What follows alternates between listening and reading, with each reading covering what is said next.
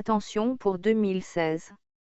Les étrangers Léon Kengo Wadondo, Vital Kamere, Azarias Rouberroy, Charles Bissengui-Mana, Olivier Kamitatou, ainsi que Moïse Katumbi, complotent pour placer l'un d'entre eux à la présidence de la RD Congo en 2016. Les États-Unis et la communauté internationale ont confirmé à Kabila qu'il doit partir en 2016. C'est fini pour Kabila Kanambe. Attention aux autres étrangers. Moïse Katumbi a créé une entreprise à Panama et un compte bancaire. Des questions embarrassantes. A-t-il créé cette entreprise offshore pour mettre fiscalement à l'abri, tout ou partie, des 61 millions de dollars amassés lors de la vente de ses droits d'exploitation miniers? S'agirait-il d'un montage visant à réceptionner discrètement un éventuel cadeau de Joseph Kabila en échange du soutien de Katumbi pour l'ensemble de sa campagne présidentielle en 2006? Ou s'agit-il tout simplement de l'utilisation légale d'un véhicule offshore, déclaré au fisc congolais, dans le cadre de ses affaires? Ces questions, le journal Marianne aurait souhaité les poser directement au gouverneur du Katanga, qui n'a pas donné suite à ses multiples sollicitations. Depuis son retour au Congo en 2003, l'ascension de Moïse Katumbi a été fulgurante. Dopé par un cocktail détonnant, mêlant foot, médias et business. Chez le gouverneur du Katanga, la frontière entre affaires et politique reste floue. Il affirme avoir cédé ses différentes sociétés à sa famille lors de son élection, mais il tirerait toujours les ficelles en coulisses. Depuis la fin des années 1980, il multiplie les activités commerciales, œuvrant tour à tour dans l'agroalimentaire, le secteur minier ou les transports. En 1997, il est contraint à l'exil en Zambie puis en Afrique du Sud quand l'Alliance des Forces démocratiques pour la libération du Congo, AFDL, de Laurent-Désiré Kabila, renverse Mobutu. En Zambie, Katumbi travaillera notamment dans le commerce d'émeraudes et nouera des liens étroits avec feu le président Frédéric Chiluba, lequel fut condamné en 2007 par un tribunal britannique pour avoir détourné 46 millions de dollars de fonds publics. Attention pour 2016. Les étrangers Léon Kengo Wadondo, Vital Kamere, Azarias Rouberroy, Charles Bissengui-Mana, Olivier Kamitatou, ainsi que Moïse Katumbi, complotent pour placer l'un d'entre eux à la présidence de la RD Congo en 2016. Les États-Unis et la communauté internationale ont confirmé à Kabila qu'il doit partir en 2016. C'est fini pour Kabila Kanambe. Attention aux autres étrangers. Et quand je suis rentré d'exil, c'était sur demande du chef de l'État. Et je ne savais pas que j'allais entrer en politique. Quand je suis rentré d'exil, je ne cesse de le répéter, les gens disaient que j'avais un problème avec le gouvernement zambien. Moïse Katumbi a eu des problèmes, il a pris de l'argent en Zambie. Oui, Moïse Katumbi, recherché. Oui, recherché de la Zambie. Mais le président Kabila, à cette époque-là, si ce n'était pas un homme bien, il pouvait me livrer au gouvernement zambien et je pouvais faire... Est-ce qu'il vous a soutenu? Il m'a soutenu et je pouvais faire la prison sans le savoir. Mais moi-même, j'avais porté plainte au gouvernement zambien en Zambie et j'ai gagné le procès en Zambie. Vous vous présentez au tribunal en Zambie? Non, je ne me suis jamais présenté, mes avocats étaient là, oui, parce que j'étais un homme recherché. Oui. J'ai gagné le procès en Zambie. Et quand je suis rentré d'exil, pendant la campagne référendaire, le feu, mon frère Augustin Katumba Mwanke, m'a demandé d'aller avec eux en campagne référendaire.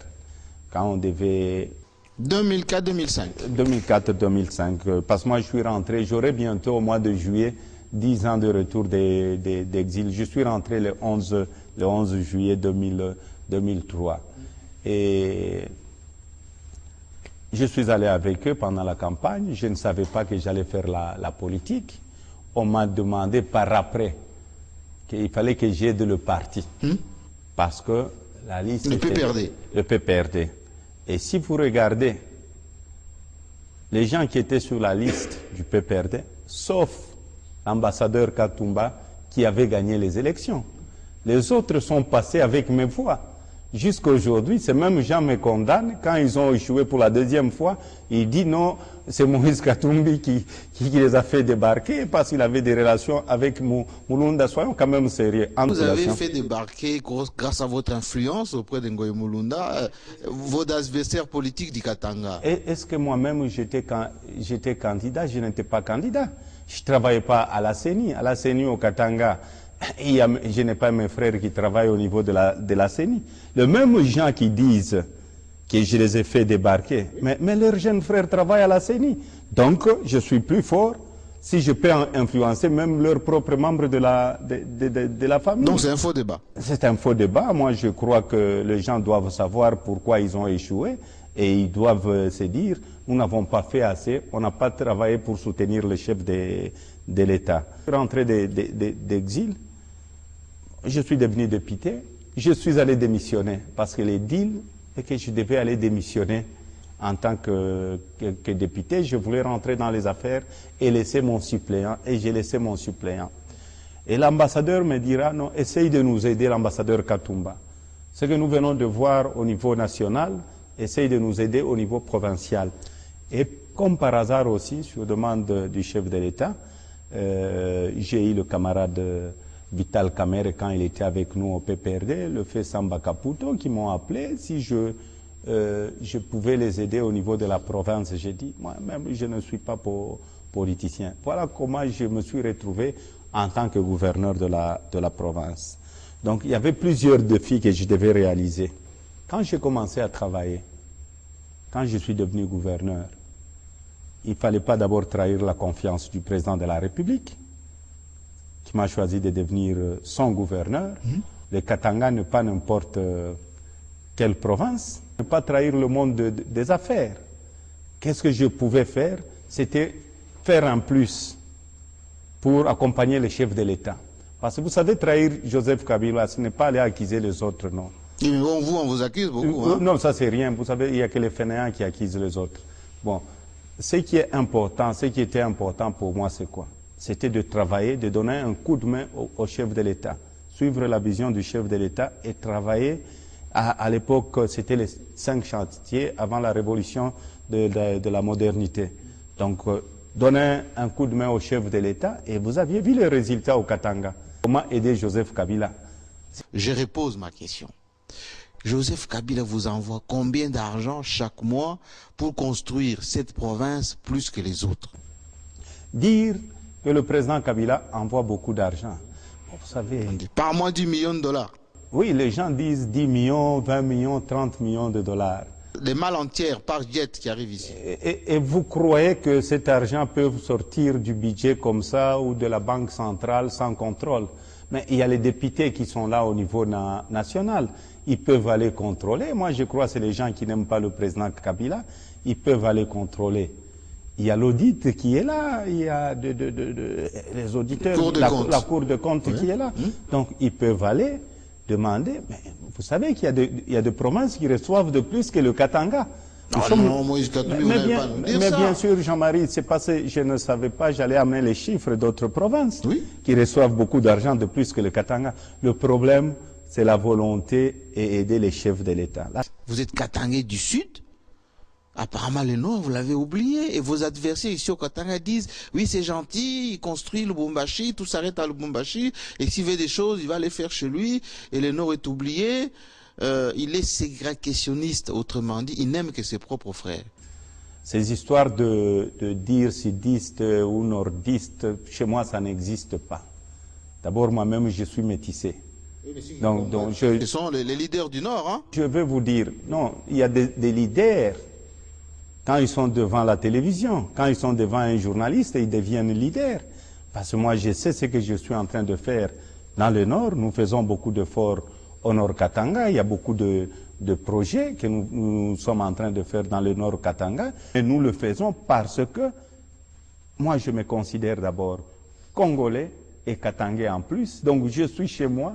Je suis chez moi de l'autre côté. Mais qui vole les câbles d'électricité? J'ai même appris que on vole des câbles, on les met dans l'acide, on sabote les travaux. C'est une guerre. Vous savez, le cuivre, même en Europe, même en France, Les gens volent les câbles même en France. J'ai interrogé quelques chefs d'entreprise, y compris des Indiens, des Chinois, des Européens, des Belges. Ils disent c'est le meilleur gouverneur pour les affaires ici. C'est quoi votre secret? Comment ça se passe? Vous savez, pour avoir une économie forte, il faut rassurer les investisseurs. Il faut rassurer les investisseurs. Moi-même, j'étais opérateur économique. Donc, quand le président dit quelque chose, finit la récréation, qui doivent l'aider?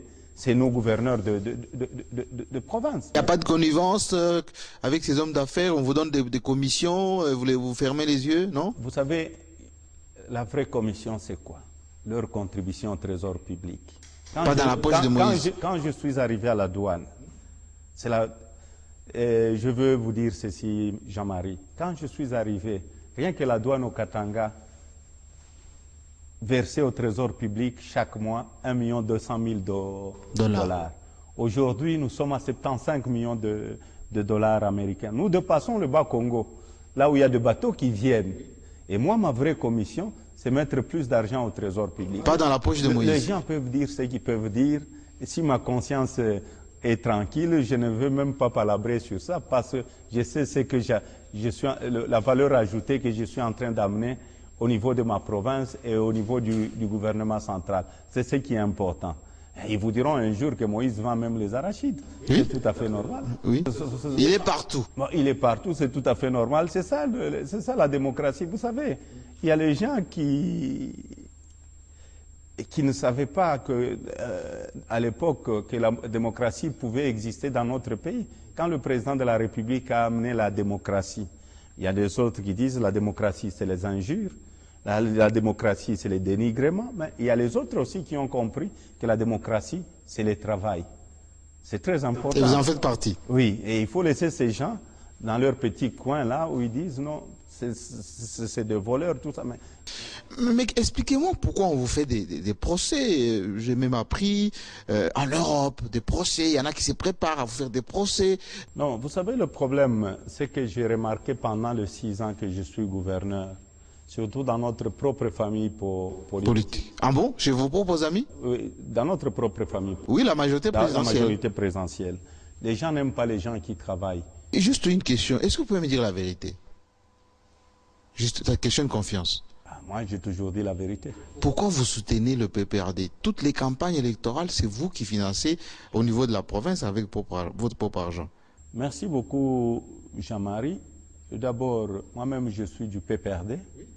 Et ce n'est pas moi qui supporte le PPRD à 100%. Il y a beaucoup de camarades aussi qui... Non, je parle de la province. J'étais dans les affaires. Vous savez ce que les autres disent là? Même parfois dans notre propre famille, hein, même dans votre propre famille, si Jean-Marie est en train d'émerger, de bien travailler, les gens diront « Ah, attention avec Jean-Marie, Azouikissi ». Vous voyez des choses comme ça. Et ça, c'est vraiment le Congolais. Moi, je crois le vrai qu'ici, c'est le travail. Quelles sont vos relations avec Joseph Kabila, président de la République? Est-ce qu'il arrive des fois qu'il vous appelle? Est-ce que vous avez des relations de confiance? Le président de la République, d'abord Joseph Kabila, il est mon chef. C'est lui le président de la République. Le Katanga n'est pas n'importe quelle province.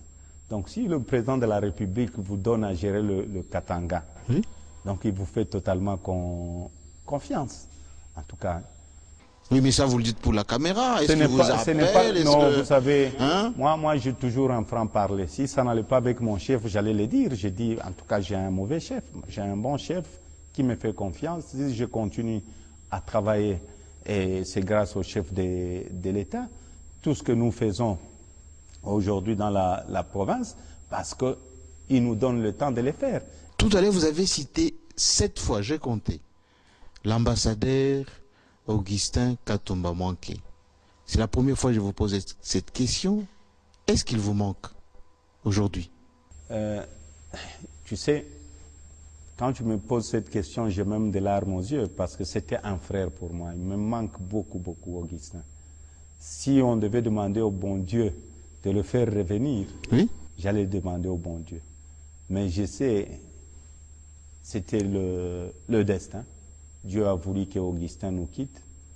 Même les gens qui critiquaient Augustin, oui, aujourd'hui, il y a des gens qui sont en train de perdre leur place. Si Augustin était là, pauvre Augustin, j'ai été enlevé, c'est à cause de Katumba. Oui.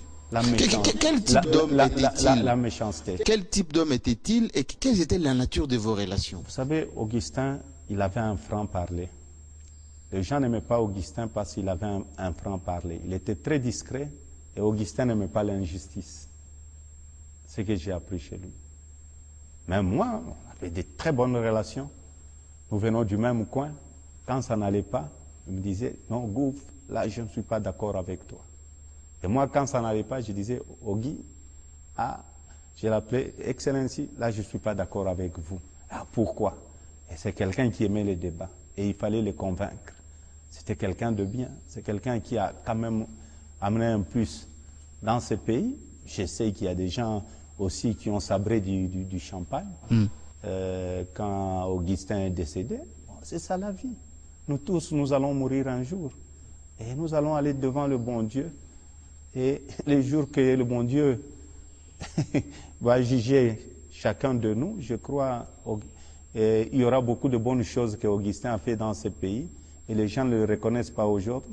Jusqu'aujourd'hui, il y a des gens qui continuent à salir la mémoire d'Augustin pour dire, Augustin, dans notre propre famille politique, qu'Augustin avait beaucoup d'argent, Augustin a caché de l'argent. Où est parti cet argent? Où est parti cet argent?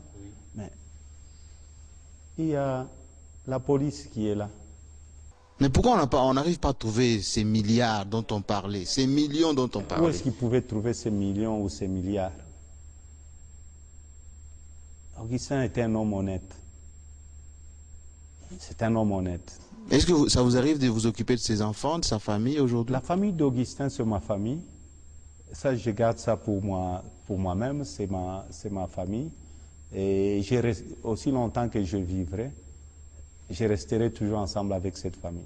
Quand on fait cette émission, j'ai tourné un peu dans votre parcelle ici, j'ai vu qu'il y a trop de Congolais. Pourquoi vous êtes chef coutumier? Pourquoi tant de gens? Et dès que je parle avec les uns et les autres, il nous fait à manger, il nous soutient. Il y a des gens qui viennent chercher du travail en tant que plombier. Et vous lui posez la question, il dit, mais vous êtes plombier? Je dis, oui, mais j'ai mon diplôme universitaire, je cherche un petit boulot. Comment ça? Vous êtes universitaire, où est votre diplôme? Il vous amène le diplôme. Il fait son travail. Tout ça, à la fin, il vient vous voir pour vous dire, monsieur Jean-Marie, monsieur, est-ce que je ne peux pas rester pour nourrir ma famille? Mais nourrir la famille chez le gouverneur? Non, mais... Vous leur donnez des sacs de maïs, de tout ça? Il reste, il travaille pour moi, c'est devenu aussi ma famille. Parce que vous savez, si vous avez quelque chose, il faudrait aussi savoir partager. Il y a beaucoup de gens qui ne savent pas partager. Mais c'est les gens de chez vous, du sud là-bas. La majorité, vous pouvez aller. Même sur mes gardes, j'ai mes gardes-corps, j'en ai, je crois, 6 et 5. Il n'y a qu'un type, une personne du Haut-Katanga. Ah bon? Et les autres, c'est les 2 Kassai et le Nord Katanga. Mais on dit que Mazembe s'est rempli avec les gens du sud là-bas, les Katangais. Vous savez, il faut laisser les gens parler.